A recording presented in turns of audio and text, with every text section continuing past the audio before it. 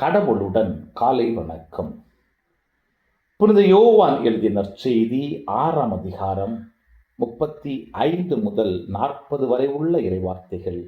அக்காலத்தில் இயேசு மக்கள் கூட்டத்தை நோக்கி, வாழ்வு தரும் உணவு நானே, என்னிடம் வருபவருக்கு பசியே இராது, என்னிடம் நம்பிக்கை கொண்டிருப்பவருக்கு என்றுமே தாகம் இராது. ஆனால் நான் உங்களுக்கு சொன்னவாறே நீங்கள் என்னை கண்டிருந்தும் நம்பவில்லை. தந்தை என்னிடம் ஒப்படைக்கும் அனைவரும் என்னிடம் வந்து சேருவர்.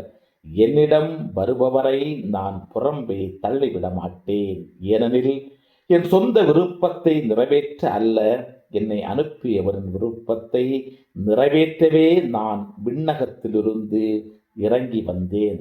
அவர் என்னிடம் ஒப்படைக்கும் எவரையும் நான் அழிய விடாமல் இறுதி நாளில் அனைவரையும் உயிர்த்தெழச் செய்ய வேண்டும். இதுவே என்னை அனுப்பியவரின் திருவுளம். மகனைக் கண்டு அவரிடம் நம்பிக்கை கொள்ளும் அனைவரும் நிலைவாழ்வு பெற வேண்டும் என்பதே என் தந்தையின் திருவுளம். நானும் இறுதி நாளில் அவர்களை உயிர்த்தெழச் செய்வேன் என்று கூறினார். கிறிஸ்துவின் நற்செய்தி. இந்த நாள் இனிய நாளாக அமைய வாழ்த்துக்கள்.